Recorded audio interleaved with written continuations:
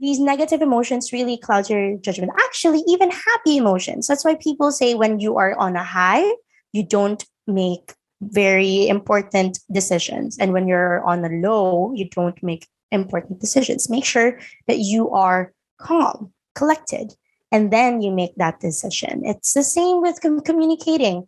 You don't, okay, when you're really happy, okay, fine. I guess that's okay. But when you're in a negative type of energy, bad juju, it's better to find ways to process. That's why I'm very happy that meditation was taught to me because it really helped me be in a more calm state, clearer mind, so that I can look at my emotions separate from me. Because my emotions come from me, but sometimes it's not exactly what I want. It's not exactly what I'm thinking, you know? And when you're communicating, your emotional factor is a big part when you're communicating, but most of it is all here, thinking and processing and saying eventually. Yeah, take your time to process because it will cloud your judgment. Hi, Tel. Welcome to the podcast.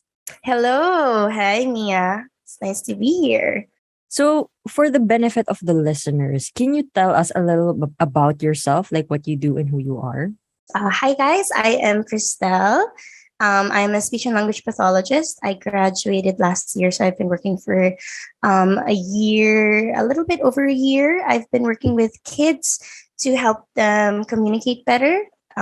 For kids that have communication issues, if they have trouble understanding questions or understanding people in conversations, or if they have trouble with school because they're not able to answer properly, or basically they don't know how to tell stories or communicate in general with other people, I help them. So that's what I do. I also am very passionate about self development, self mastery. So for the past year, I've been experiencing quite a few breakdowns, but right after that, you get to experience breakthroughs. With regards to your profession, can you tell us more about communication and why did you choose communication as your profession? This actually goes way back. When I was younger, I used to stutter real bad. No one understood me. And it went to the point, even me, I didn't understand why I couldn't say words out. I was kind of bullied because of it. They couldn't understand me. You know, kids, they tend to laugh at you if you say things funny and they repeat it. So at that time, I didn't know that I was being bullied. I thought that there was actually something wrong with me. English helped me kind of manage my stutter. English is a very structured language. There's grammar, so there's a subject and then verb and then object. Things like that helped me because then I would have like a cheat sheet. Oh, okay. So I would put my words like this and it will make a sentence. And then that's how I managed all of my stuttering and I was able to communicate better. So when I went to college and I was open to the speech and language pathology. And it talked about literally helping people in communication, and it included stuttering. That's how I got super attracted to my course because I can resonate with it, because I know exactly what it feels like to not be able to communicate exactly what you want to say, but you know what you want to say. That's the most frustrating part. When you know what to say, but you can't, you physically can't. Honestly, I physically couldn't. I felt like something was stopping my mouth, my tongue to say the words. So I wanted to help people overcome that and to really show them that you can move past this. This challenge can be conquered, you communicating with other people. And as I studied about the course, I realized how important communication is in our daily lives. I really feel like this is something that we take for granted, like this skill to be able to understand exactly what I am saying right now as people are listening. That is a privilege. I personally work with kids that when you're saying something to them right now, right after that, they forgot. They forgot what you said, or they don't understand exactly what you're saying. They hear you, but they don't get it. They're unable to process what you're They're saying. not able to process it. So We have kids that they're doing well in school, but when you're talking to them, it really feels like they're not there. You can't talk to them because sometimes while you're saying something to them, it really takes time for them to process auditory information. So something like they know what a ball is, but if you ask them, Mia, where's the ball that I played with last week? Wait, what? I know what a ball is, but what do you mean? Like, how can I put those information together and like come up with an answer with that? That's why it's very important communicating with other people, and it's really a privilege. So even if you don't have anything, but you're able to communicate your thoughts, that's a really big win. Yeah. I can really relate to what you said earlier that when you were younger, you had stutter issues. And at the same time, it's hard for you to communicate what you really want to say. Because when I was younger as well, I also had a stutter. Like it's hard for me to express what I really want to say because when I was younger as well, in terms of how I grew up, well, like you said, right, communication is usually taken for granted. Through communication, we are able to understand better, express ourselves better. At the same time, I do believe that when you are a good communicator, 50% of your problems are already solved because you know how to, one, you know how to process it, and two, you know how to communicate what you've processed, right? Not just to other people, but to yourself as well. Because we always talk to ourselves. We have to also know how to communicate with ourselves, especially with our emotions, with our thoughts, and what's been going on, because we are unable to control what is outside of us, but we are fully capable of controlling and being able to respond with what happens inside of us. In our family dynamic, there are only two types of communication that is taught to us, right? Number one, if I feel disappointed, angry, fearful, insecure, I raise my voice. I communicate through anger. And number two, if you want peace, you don't want any conflict, you don't want any emotion that you want to show at all, you just want the time to be yourself and not stress yourself about it, is silence. I never really learned how to express myself, same as you. And that really affected my capability to communicate because I'm fearful that when I open my mouth, people might get angry at me because that's how I grew up. And secondly, if I don't want any drama, I don't want to be, when I don't want to be scolded, I just, shut my mouth and just do whatever the person says. And right now, I realize that through my past relationships, like platonic and even like romantic relationships, I understood the importance of communication because through my relationships, I carried how I grew up in terms of how I see communication with me, like through the people that I consider the people that I love, the people that I am close with and I value. But in a way, I didn't treat them in the right way because my view of communication was distorted. I was never able to communicate what I wanted to communicate without hurting them. In my thoughts, whenever I feel like I have all these emotions, it's right for me to communicate in such a way that I know how. How I know how to communicate is one, through anger, or two, silence.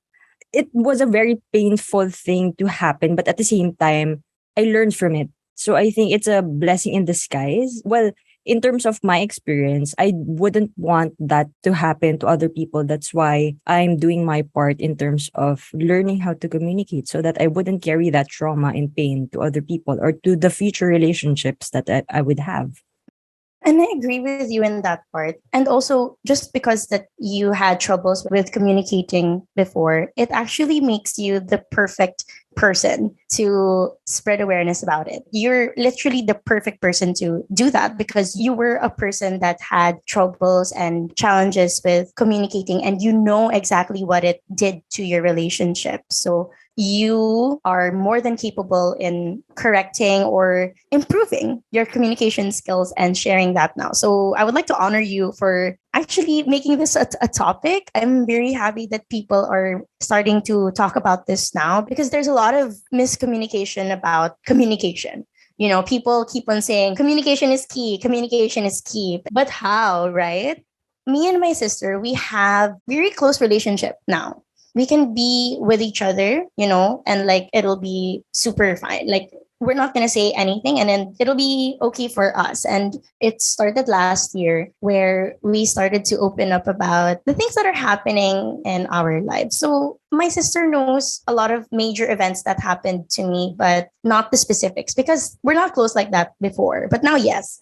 So I thought that she was really like that. Now she's not an open person. I thought that that's just her personality. Her being ambivert, there's just really times when she's not going to speak to you or communicate with you. So as a sister, I accepted that. So I thought that that's who she is. But there will be times when suddenly she's going to burst at me. It's like she's always mad, and then I will just look at her like, "What's wrong with you? Like, what happened?" Like, but sometimes I wouldn't mind it. And then there's this one night we were in the dorm. We were a little bit tipsy, and then she suddenly started to open up.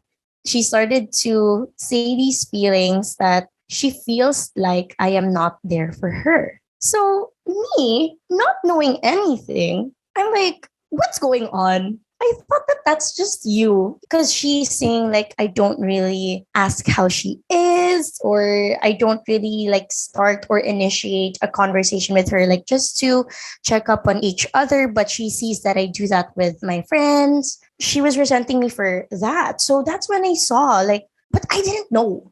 I feel like she was expecting me to like just know what she's thinking. Yeah, just to automatically know that okay, she's not okay. I have to check up on her, but that's not what happened because in the first place our relationship wasn't that close. Like we would just be waiting for each other to open up and then that's when we would listen, but never like checking up on each other. So when she said that, I told her verbatim, I cannot read your mind, you have to say it to me. That's when she was like, I took her aback. So took like 2 seconds to like process what I said. And then that's when she started to calm down. And then finally, she started to open up about all of these things. So there's actually a lot of things that was going on in her mind. And she just needed someone to listen to her. And for me, I was the perfect person to do that because it's my job to actually listen and to process a lot of the things that my kids say. So why not do it to my sister, right? So I was doing that. And then after that one, when she was able to express everything that was in her mind and I was able to listen intently, I would ask her like if she wants me to give her some advice. And when she would agree, that's when I would give my peace of mind with the things that she said. I would like to emphasize that part where she expected me to know what was going on with her. She expected me to feel that she's not okay. But, like, yes, there are times when you would feel that a person is not okay. Like, as an empath, I get that. But sometimes, when right off the bat, the relationship is not in that state, it's not that close, it's not that intense. So, for example, if it's a coworker that you're not really close with, and then they feel a certain way and you expect them to, it doesn't work that way. You have to initiate the communication for it to actually start, because if you don't, then all of those feelings will be bottled up inside, and who wants that? That's going to turn to resentment, to hate, to all of the negative feelings. If we didn't communicate, I feel like me and my sister would have a really bad relationship right now, because she's not able to express what she felt. When the bottle was all full, that's when she bursted and we ended up fighting. But it could have been resolved easily just by communicating with me, just by telling me, like, Ate, there's something wrong. There's something that I just want to say. Can you listen? And I would do that. So right after that, she's become more open. There was this time I was the one who bursted on her. So I was having a bad day at work. It was a bad day, bad energy. So when I went down for dinner, because I didn't see her the whole day because I was working the whole day. So when I went down for dinner and she was saying something, and you know those days where you just don't want to talk. She was trying to get an answer out of me. I ended up shouting at her, and then she went on and said, like, what happened to you? I didn't do anything to you. So like after I calmed down, after fixing up dinner, I went upstairs to my room. I was calmed down already. I had a shower, self-care, whatever. And then she suddenly went in my room. She suddenly went in and then said, Ate, I didn't like the way that you bursted it out on me. Like, I get it if you're having a bad day, but don't take it out on me. When she said that, honestly, it was a proud sister moment. There, she initiated it. She didn't bottle up her feelings, because if she bottled that up again, it'll be a cycle. It was a very nice moment because then I got an avenue to release what I was feeling that day. And then we got to comfort each other. And it was a very nice conversation, and it made us closer. So that's how I think communication is very important. It gives you an avenue to express any type of feeling. Happy feelings, go for it. Like positive emotions, you express it. Negative emotions, there. It's very important to express it, to feel it, to express it in your own way. It doesn't have to be a conversation. Like what I was saying earlier, the first time my sister just needed someone to listen. So it was really just her talking and me not saying anything, just making sure that she knows that I am there and making sure that she knows that I am listening so that she feels safe. She feels safe to keep on expressing her emotions. And that one builds up trust. It builds up your relationship, your love for that other person. So there's a lot of benefits that you can get with communicating efficiently, effectively to another person. I really love the story that you just shared just now because I can totally relate to every single aspect. For me, the number one thing as to why I value communication now more than ever is because, well, number one, of course, how I grew up with communication, like a distorted way of communicating, which I do not want to carry all throughout my adulthood or throughout my life because it wasn't helpful at all. And number two, the reason why I find it very important is because so that, like what you mentioned earlier, I don't want to build the emotion inside of me and then eventually I would just simply blow up and blow up in such a way that I would mirror that emotion or mirror that anger towards someone else who does not even know that I was going through something. So, in a way, it's quite unfair for that person to face that type of anger that myself did not communicate well with them. The next one is I love what you said. You shouldn't expect people to know what you're feeling or thinking because we are unable to read people's minds. That's why we have two ears and one mouth, right? So that we doubly listen more than we talk. I got it from someone else. I don't take credit for that. I just got it from someone else, which totally makes sense. In terms of communication, just like what you've shared in your story, when you are able or capable of communicating with someone, you have to use your words. Again, you have to use your words, you have to communicate, you have to do your part. And that's your responsibility. You have to do your part in communicating, just like what your sister did with you during your bad day. I'm sure that what you're feeling that day was valid, but at the same time, you were unable to process it at that time, that you just bursted out through emotions, right? It's not communication, but through emotions that got the best of you. Yeah, and the thing is, like at that part, I told you now when she went inside my room, she said, I know you're having a bad day, but don't take it out on me. Yeah. But also, I did not tell her that I was having a bad day. I did not. So I think also an important part about it is that she listened to my vibe when I bursted it out on her, the anger and all of the negative emotions. She actually listened to me. She listened to the way that I said it. She listened to what were the words that I said, and it made her connect like, oh, she's having a bad day. And that was the reason why, I'm not sure, but I'm assuming that that was the reason why she didn't talk to me right then and there. She didn't react. She wanted to respond to me. So she took her time to listen, to process what I said to her, and to process her own emotions before talking to me. So that's what I want to highlight. Before you initiate, you need to take the time to listen. You know, a lot of people think that when you're communicating, communication is all about talking and talking. Communicating is all about having a conversation. But we forget that a conversation or communication in general, it's a two-way street.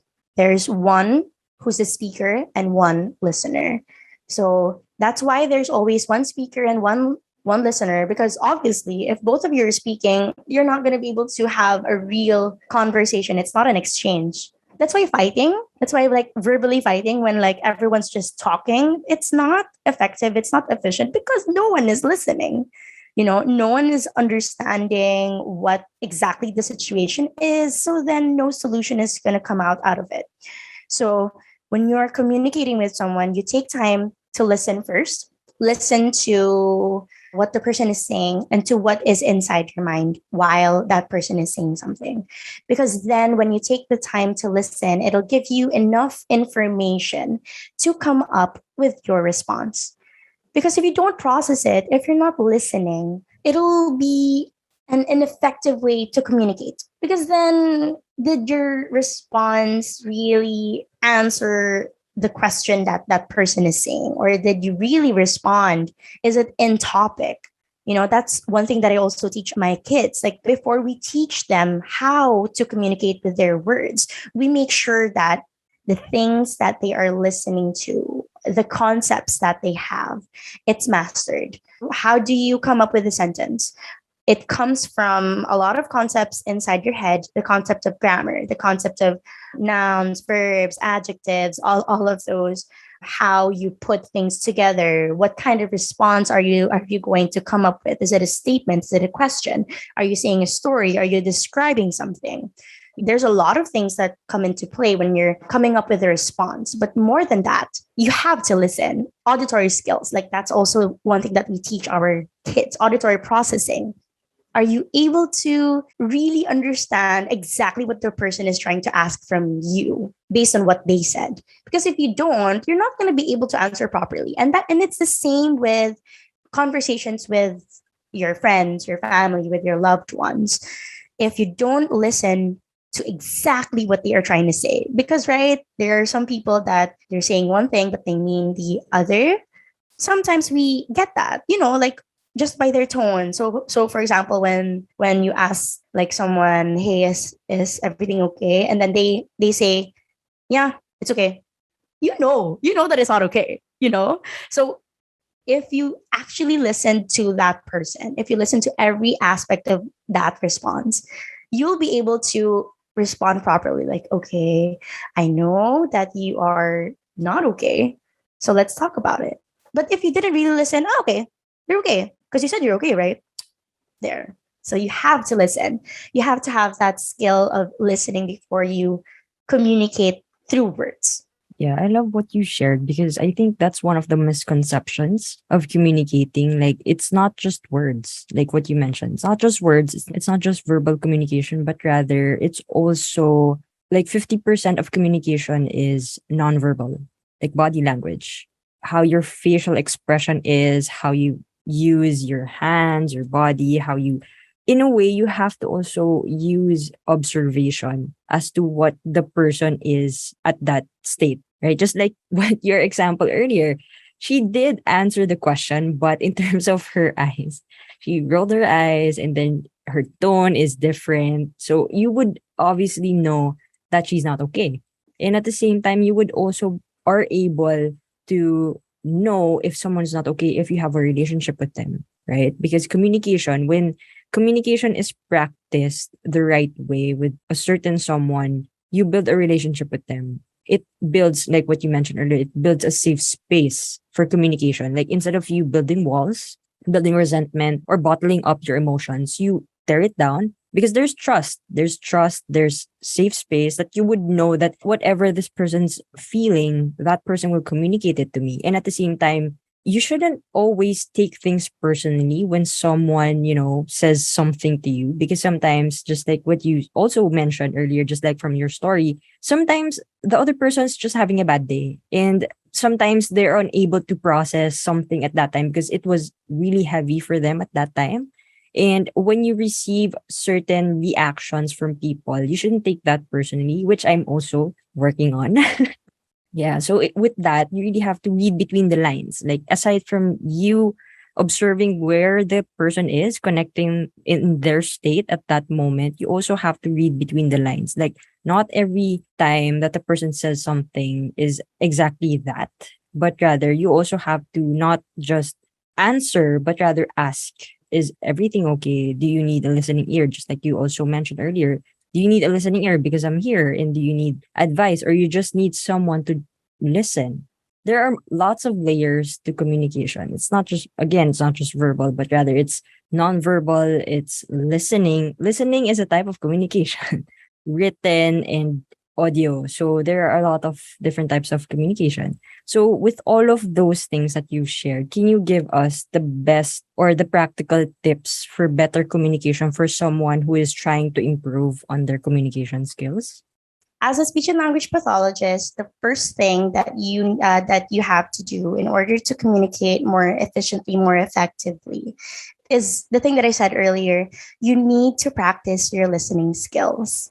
Take your time to listen to the other things. For example, like what I said, the tone of the voice. So I love how you mentioned nonverbal communication, because that is also one thing that I teach my kids. Nonverbal communication is very, very important. And it's one thing to also take into consideration when you are trying to come up with a response to the person that you're talking to. So the tone of voice, if it's higher tone of voice, it means that they're okay, they're happy, they're lively. If it's a low tone of voice, it's they're serious, they're firm. Or, when it's a little bit lethargic, maybe they're tired, maybe they're sad. Take your time to listen to those types of things. Take your time also to use your eyes to look at their body language, like what you said earlier. What do their hands look like? Is it like crossed like this? If it's crossed like that, then maybe, yeah, maybe they are mad. If they're like this, then maybe they're like super happy, But if they're like this, they're confused. First, don't speak. Don't talk at all. Just listen. Just look. Look at the person that you're talking to. Don't talk, and just look at them and understand exactly what they said, how they said it, what were the things that they did when they said it. And then that's when you come up with a response. But for me, before you come up with a response, this is something that I personally do. I like to process first what I'm feeling. So feeling first. This is also something that I tell my kids. I always ask them, "How are you?" And then they say, "Oh, I'm fine." Because, it's a very routinary question. But then I ask them right after that, "How are you feeling?" You see the difference of those two questions. It's much more specific, it's much more expressive. There was this one kid that I asked, "How are you?" "I'm fine." And then when I asked him, "How are you feeling?" Then he took his time and then he said, "I'm angry." I wouldn't have known that he was angry. And if we continued and I didn't make him express his feelings or make him actually be aware of exactly what he's feeling, it'll affect the whole session. So I use that also with myself when I am in a conversation with another person, especially if it's a hard and important conversation. I like to assess what I'm feeling. So, based on what they said, after understanding what they said, how did that make me feel? Because if it made me angry, so then you would take an extra step and just, try to calm yourself down, try to express your anger in a healthy way, try to understand why you were angry. So then it would give you more information to come up with your response, a proper and healthy response to what that other person said. So, there, for the people that are having troubles with communicating, it really starts with there not talking at all. So first you listen to what that person said, and then you process it by first processing how did it make you feel, because your feelings are very influential. So it will really influence the words that you're going to say. It influences your response. So you make sure that your feelings are in check. That's when you start to have a clearer mind, when you already express your feelings. Okay, wala nang negative feelings. There's no more negative feelings. I'll start to process my response now. So then you would say, okay, I understand what you're seeing. And when you said that, this is what you made me feel. And I feel like you start to say your response. And then by the end of it, since it was a very safe avenue for the both of you to express exactly what you're feeling, exactly what your point was, then you can come up with a solution together. It's not like one sided where this is what you're making me feel. This is what you do. Where's the communication in that? Yeah, so it's very unfair for me when someone is like that. That's like a pet peeve of mine. Like telling me what to do. No, we figure out what to do so that it's like the best thing to do for the both of us. You don't tell me what to do because what if it's not best for me? For me, that's the most effective way. That's how you start to have a very effective conversation with someone. You don't talk, you listen and you process exactly what you're feeling so that you can come up with a good response, with a healthy response to that other person. And when you do that, if the other person didn't do that to you, it'll also educate them. It'll also make them be aware, like, oh, this is actually how to communicate. She listened to me, she processed what she felt. That's why there are people, when they're in a fight with someone, they would rather take a few days off from that person, or they would rather just take a few hours, at least a few hours away from that person, just to process what happened, what they're feeling, and to come up with a healthy response so that the situation is not going to escalate. And I think that's a very important thing. So before I was like that, like, there's a problem, let's fix it right here and now. Like, tell me exactly what you're feeling. But there are people that don't know what they're feeling right at that moment. They get overwhelmed, and that's totally okay.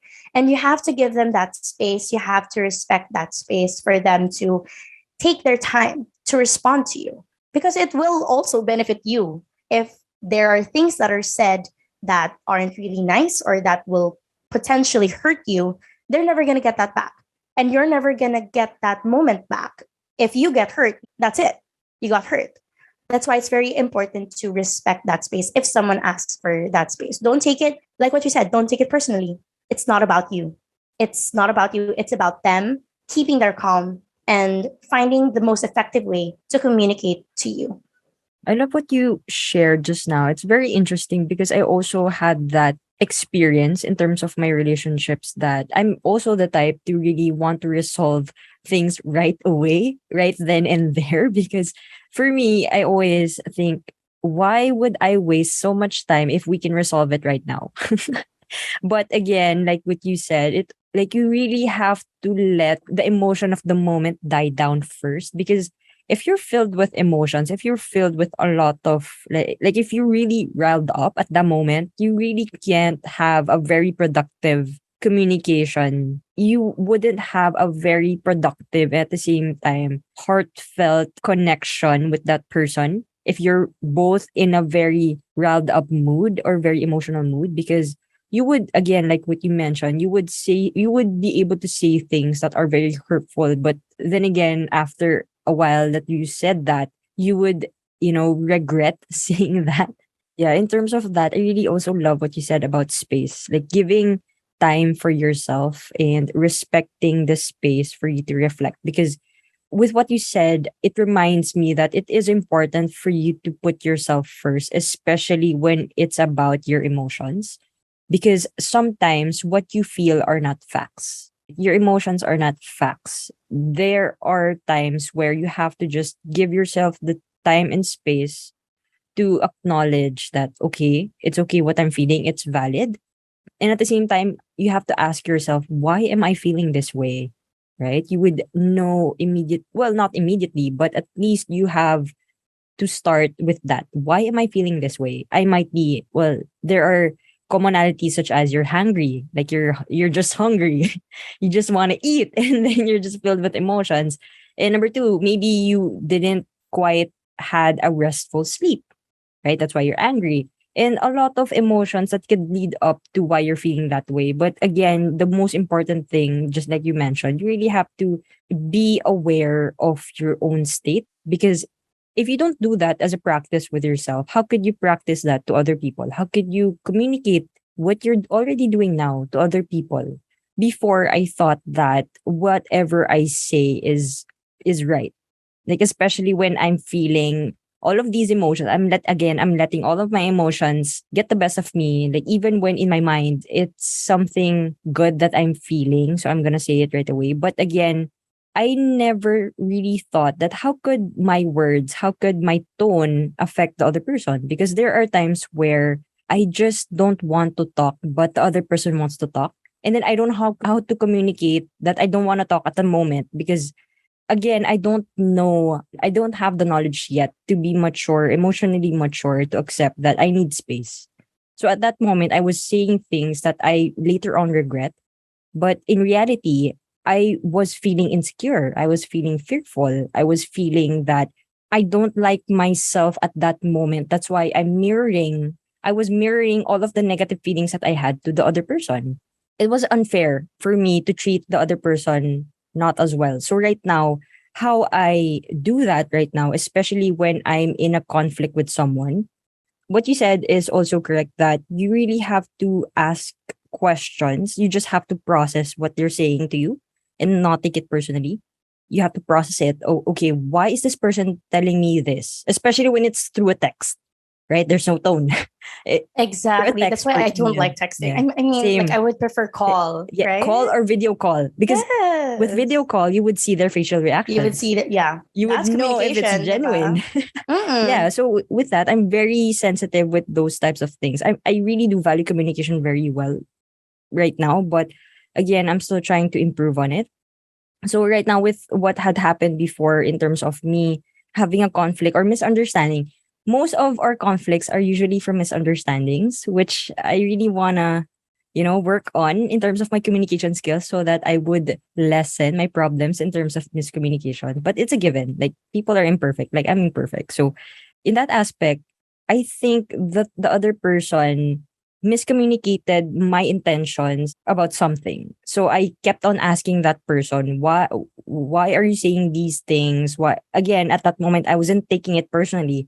The reason why I'm asking is because I really want to understand where does this person is in their state, and at the same time I also want to understand where their emotions are coming from. Why is this person saying all of these unpleasant words to me? Like in my head, honestly, at that time, it was the first few times that I've met this person. So we didn't have a relationship built yet. That's why I'm doing my part in terms of trying to understand this person through communication, through asking, through listening, just like what you mentioned, through listening.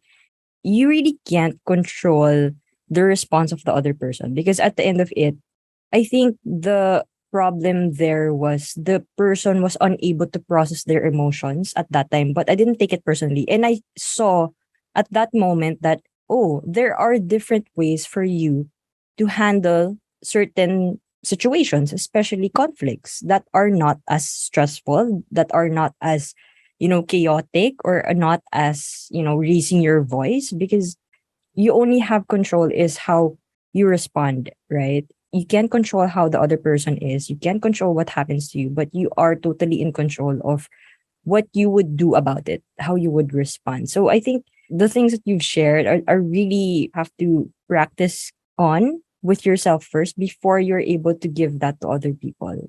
Yes. The other reason why it's very important to, again, process what you're feeling and to know exactly what you're feeling and to know why is because it clouds your judgment. These negative emotions really cloud your judgment. Actually, even happy emotions. That's why people say when you are on a high, you don't make very important decisions. And when you're on a low, you don't make important decisions. Make sure that you are calm, collected, and then you make that decision. It's the same with communicating.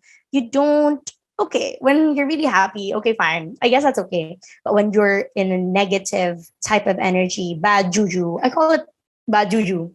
When you have bad juju around you, it's better to find ways to process what you're seeing right now. That's why I'm very happy that meditation was taught to me because it really helped me be in a more calm state and a more clearer state, clearer mind, so that I can look at my emotions separate from me. Because my emotions come from me, but sometimes it's not exactly what I want. It's not exactly what I'm thinking, you know? And when you're communicating, there is a big part for your emotional state. Like your emotional factor is a big part when you're communicating, but most of it is all here, thinking and processing and saying eventually. when you're in a bad juju state, yeah, take your time to process because it will cloud your judgment.